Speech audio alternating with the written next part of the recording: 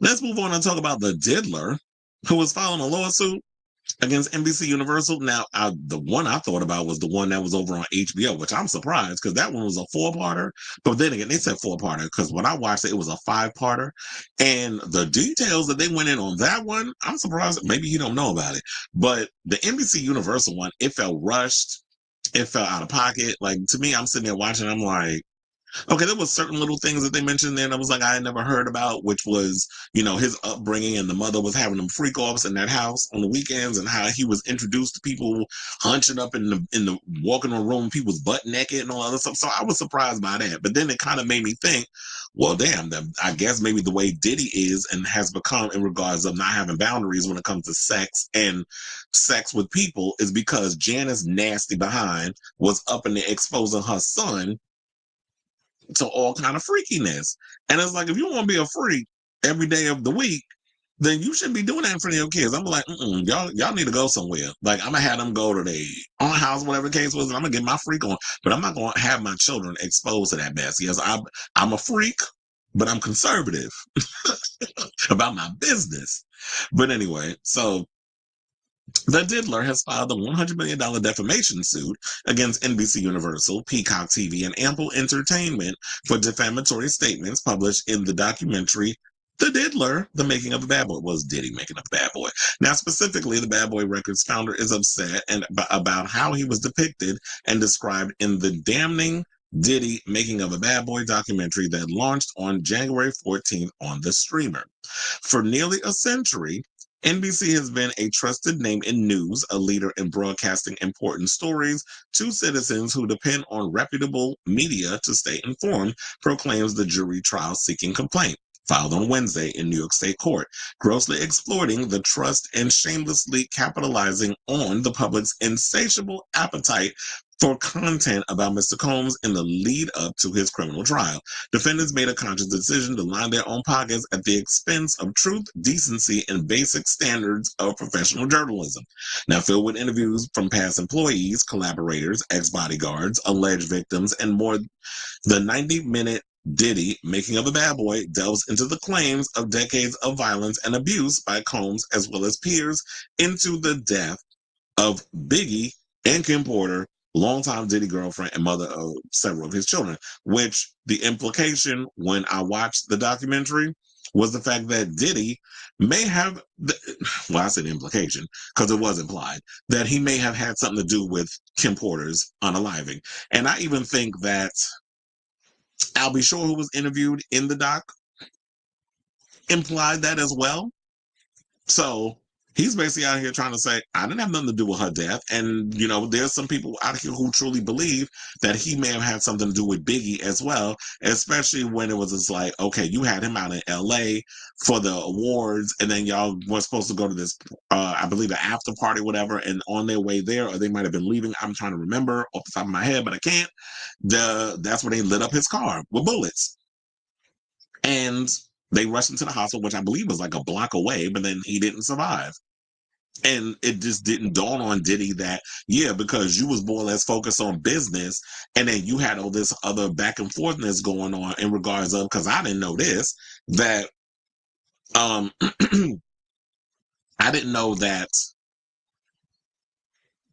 Suge Knight was basically trying to create an East Coast version of Death Row Records out here on the East Coast. First of all, I was way too young to be knowing all this other stuff that was going on in regards to like their business endeavors and the whole beat. All we know about, me growing up in the 90s was it was a huge East Coast, West Coast rivalry going on, that Diddy was somebody who was pretty much he ran hip hop on the East Coast, and Suge Knight basically ran hip hop on the West Coast, and there was some sort of rivalry. And Diddy was trying to show his entire behind when he was going over there on the West Coast, and Suge wasn't having it. And he thought that he could just run up in there like whatever, because it stemmed from the childhood when he used to get bullied a lot. And he was like, "Oh, I'm not going to let y'all try to bully me the way that." He was bullied as a kid when he didn't have the money and the power and the influence and stuff. Now that he running around here with making millions and millions of dollars in his 20s, you can't tell somebody with all that money and no guardrails, nothing. So there was a lot of that going on. And especially when they brought that up in the documentary.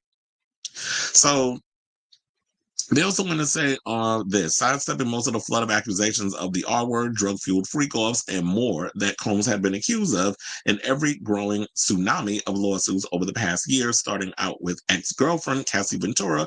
The 17-page complaint filed today over the documentary goes on to say the documentary includes numerous false and defamatory statements that defendants NBCU and Ample knew were false or published with reckless disregard as to whether they were false or not. Indeed, the entire premise of the documentary assumes that Mr. Combs had committed numerous heinous crimes, including serial murder, the R word of minors, the sex trafficking of minors, and attempts to cruelly psychologize him.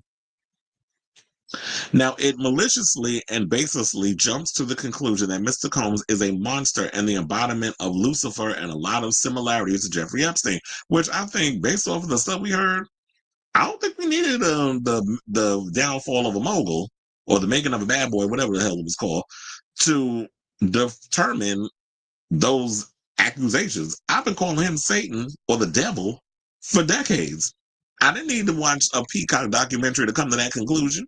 Also, based on the stuff we heard and stuff that Cassie put in her testimony, you know, that lawsuit that she came out with that you settled on with the quickness, and then try to lie and say that you never put hands on her, and then all of a sudden the video leaks of you literally dragging her down a hotel hallway and kicking her. So who's the liar? And shout out to Wendy Williams, because when I was watching that documentary that she has on Tubi, if y'all haven't seen that, we're about to get into that one after this topic.